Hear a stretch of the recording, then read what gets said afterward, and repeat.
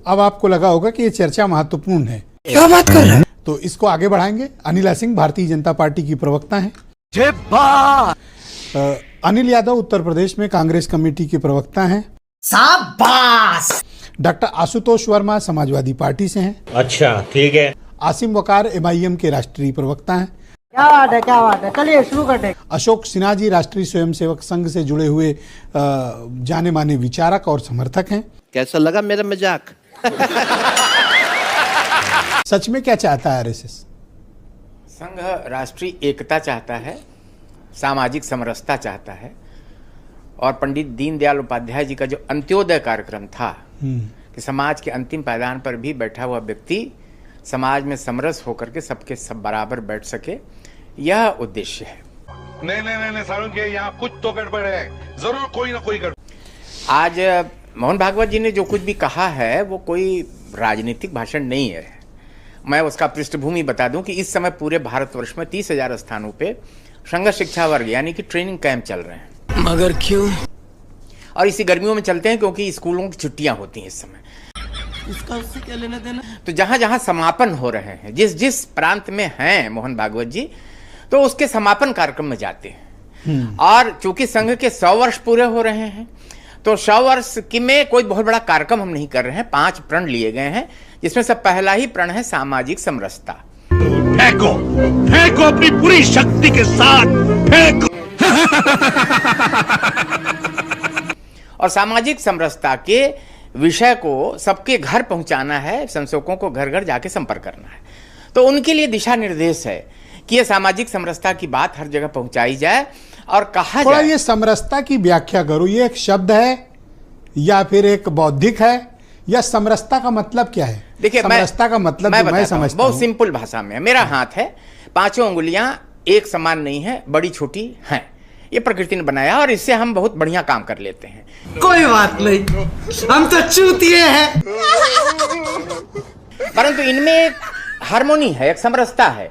जो काम करना होता है, चाहे कंप्यूटर पे काम करना हो, चाहे जहां टेक्नोलॉजी में काम करना है या खेती करना हो, तो ये बहुत सधे हुए हाथ से सब अपना योगदान देते हुए अपना कार्य पूरा करते हैं। चूंकि मैं इंटरप्ट नहीं करना चाहता और आपने एक एग्जाम्पल अपने हाथ का दिया है, तो इसमें से छोटी जात कौन है, बड़ी जात कौन है? आंखें खोलिए, जुबान दिखाइए।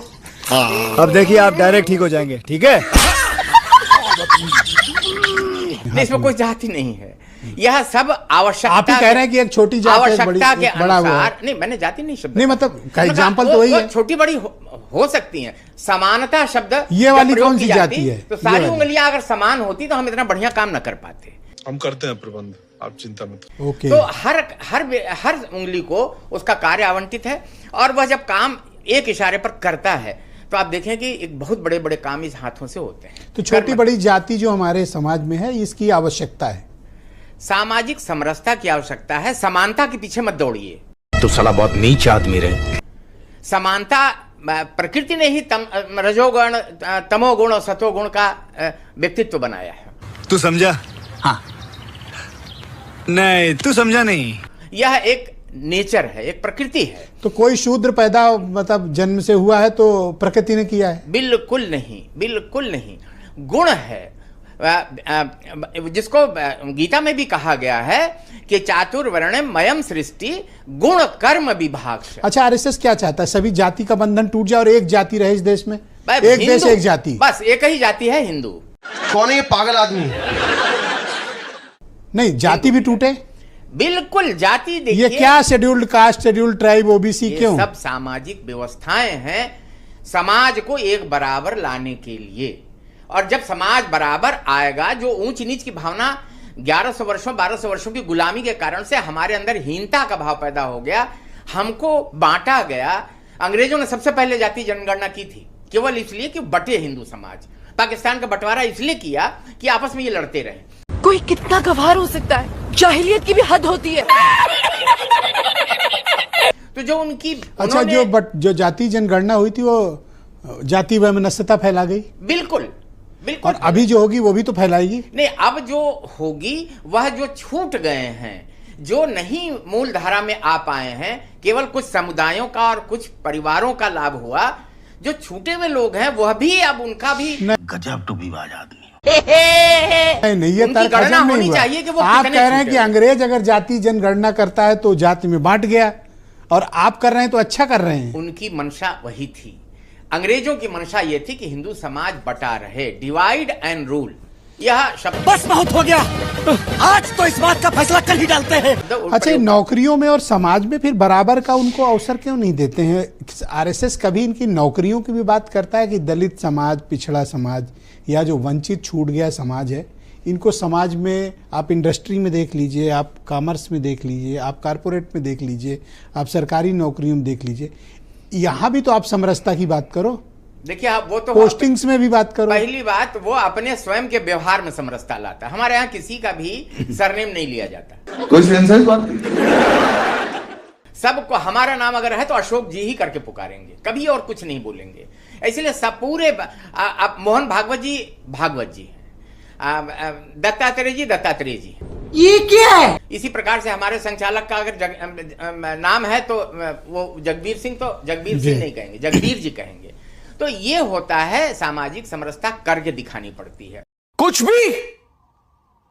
भी। और ये गांधी जी ने इसकी प्रशंसा की। हमारे संग शिविर में आए थे 1936 में, तो उन्होंने कहा कि बहुत अच्छा काम कर रहे हैं। आप देखिए, आपको आज भी गांधी जी की आड़ लेना पड़ता नहीं, अम्बेडकर जी भी है, आए, मतलब सुभाष एक, चंद्र बोस मैं भी ये आए, मानता हूँ गांधी जी भी एक आए, सर्टिफिकेट है। प्रणब मुखर्जी भी आए, देखिए सभी आए। शुक्रिया आपका और सर। जब आए तब जाने की शाखा क्या है, संघ क्या है, और संघ चाहता है। वाह बेटा, लगता है तुम गू खा के ही मानोगे। आरएसएस चाहती है कि अब आपके यहाँ भी वो चाहते हैं कि मुसलमानों में भी बृहत्तर एकता हो। अब वो कहते हैं साहब, शमशान, मंदिर और पानी ये सबके लिए एक होना चाहिए, इसको लेकर कोई बंटवारा नहीं होना चाहिए। और मैं तो बल्कि एक लाइन जोड़ता हूँ, कब्रिस्तान भी इसमें जोड़ा जाए सर। वकार साहब, अभी मजा आएगा ना भिड़ो। नहीं सर, बहुत बढ़िया मुद्दा आप लाए हैं। आरएसएस प्रमुख ने 3 नाम लिए, जल, मंदिर और शमशान। देखिए, जल के बारे में बोल दें कि एक दौर ऐसा था कि हमारे दलित भाइयों को, आदिवासियों को कुएं पर जल भरने नहीं दिया जाता था। उनकी पिटाई होती थी सर। अगर गलती से किसी दलित ने किसी कुएं पर, किसी अपर क्लास के कुएं पर पानी भर लिया तो क्या हाल होता था पता है आपको? ये भगवान क्या जुल्म है। मंदिर, आरएसएस प्रमुख बोले, मंदिर में किसी दलित को जाने का अधिकार ही नहीं था। देखा आपने लापरवाही का नतीजा है। बिल्कुल भी नहीं जाने का अधिकार था। और शमशान में जो दलित जाति के लोग थे, चंडाल लोग जो थे, वो जो काम करते थे, वो काम कोई ब्राह्मण नहीं करता था। वाह, पहली बॉल में 6 सर। दूसरी बात, एक नाम ले रहा हूं, इरोड वेंकटप्पा रामास्वामी, सब जानते हैं, पूरा हिंदुस्तान, अंतर्राष्ट्रीय स्तर पर उनका नाम मशहूर है। अब गर्दा उड़ेगा भैया।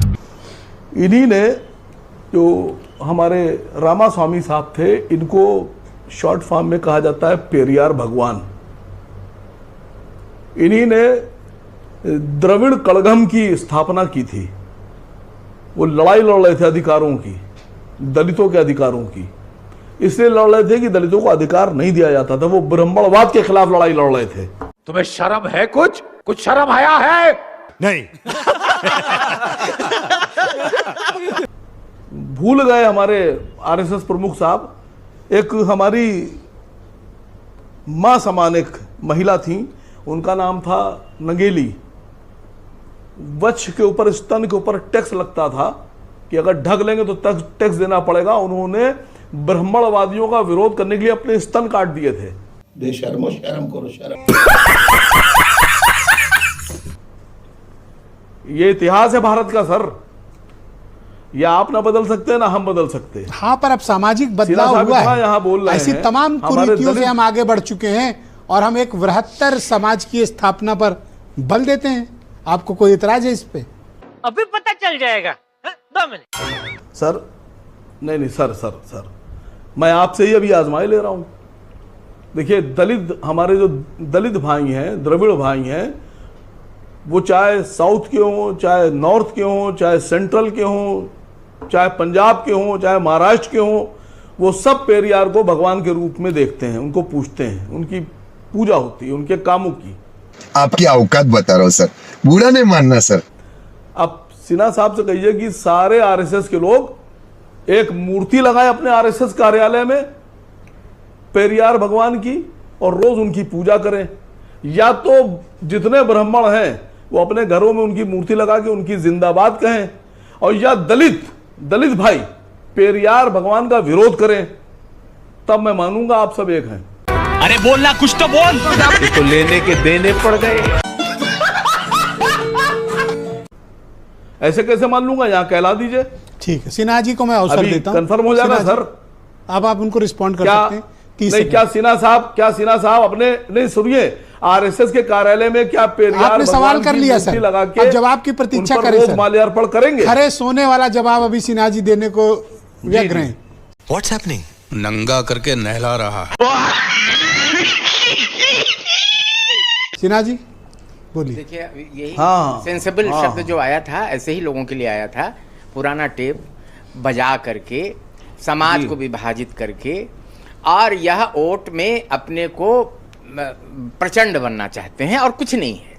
ये हम एकता चाहते हैं, ये विषमता चाहते हैं, और इसीलिए कह रहे हैं इनका पूजा करिए उनका पूजा रहे। आप तो पूजा कर लीजिए सबकी। बस हवा निकल गई।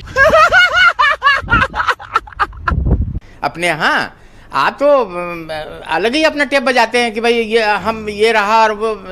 अरे अब किस जमाने की आप बात कर रहे हैं? समाज बदल चुका है और यह प्रयास हम लोग 100 वर्षों से कर रहे हैं कि समाज में भेदभाव नहीं होना चाहिए, सामाजिक समरसता होनी चाहिए, अंत्योदय होना चाहिए। अच्छा, तो इस अब एक सेकंड रुक जाएं आप जी। हाँ वकार साहब, उम्मीद करता हूं कि आपको खरा जवाब मिल गया होगा।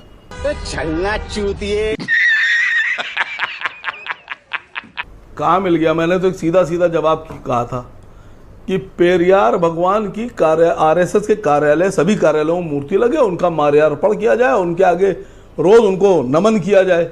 सही पकड़े हैं। या तो आप ये ब्राह्मणवादी जितने ये करना शुरू कर दें, या दलित पेरियार को ना माने उनका विरोध करें, तो मैं मान लूंगा। एक ऐतिहासिक तथ्य दे रहे हैं। देखिए पेरियार साहब को अंग्रेजों ने खड़ा किया, आर्य और द्रविड़ की थ्योरी दी कि आर्य बाहर से आए, और यह थ्योरी देके उनको कहा कि तो पेरियार जी अंग्रेजों के पिट्ठू थे। आप द्रविड़ हो और द्रविड़ों का अलग से वो होना चाहिए। तो वो अब उनको यही नहीं पता, वो रावण को भी द्रविड़ कहते थे। अरे भाई रावण कब से द्रविड़? अब आप रुक जाए एक सेकंड। हाँ 20 सेकंड वकार साहब। अंग्रेजों ने खड़ा किया था पेरियार जी को। अब देख तू अब तू गया बेटा, अब तू गया, देख तेरी औकात मैं दिखाता हूं तुझे। देखिए 1 सेकंड में मैंने सब क्लियर कर दिया। अब यही बात दलित से कहला दीजिए, आशुतोष वर्मा जी बैठे उनसे पूछ लीजिए। अब जो लोग खुद आरएसएस के जो लोग खुद अंग्रेजों के लिए काम कर रहे थे, जो लोग खुद अंग्रेजों के लिए अपने को हाजिर किए हुए थे कि नहीं साहब हम मुखबरी भी कर देंगे, हम सब कर देंगे, वो लोग पेरियार भगवान को मुखबिर कह रहे हैं। देखिए अब आप कितनी बड़ी बात है। मुखबिर नहीं और आपके अंग्रेजों ने खड़ा किया था, आप विरोध भी नहीं कर रहे हैं। अंग्रेजों ने खड़ा किया था उन्हें। कैसा फिर मारने का आएगा तू? और क्या कहा जा रहा है? ठीक है मान लिया, तो क्या अंग्रेजों ने खड़ा किया था पेरियार भगवान को? अभी यहां बैठे हुए आशुतोष जी, उनसे पूछ लीजिए। ये फंस गया सीएम, इसे पार्टी की मीटिंग समझ के फंस गया। ठीक, आशुतोष वर्मा को लाया जाए भाई वकार साहब की फरमाइश पे। बताइए डॉक्टर आशुतोष जी। मैडम आ रहा हूँ, आपके पास आ रहा हूँ, सीधे आता हूँ। जरा एक मामला फंस गया है, सेटलमेंट हो जाने दीजिए। अच्छा ये जी मैं सिन्हा जी की बात से सहमत हुआ जाए कि अंग्रेजों ने खड़ा किया था नहीं सहमत। मुझे बड़ा आश्चर्य लगता है कि सिन्हा साहब जी ने कौन से ऐसे तथ्य पढ़े हैं और कौन से ऐसे तथ्य पढ़ा रहे हैं अपने आरएसएस में बच्चों को, इसीलिए आज तक आरएसएस अपना रजिस्ट्रेशन नहीं करवा पाई। गजब बेइज्जती है। क्योंकि झूठा इतिहास पढ़ाना और झूठा मनगढ़ंत, देखिए बिगाड़ने के अलावा और कोई काम नहीं है। नहीं अगर पेरियार इनकी थ्योरी से सहमत हैं या आप असहमत हैं?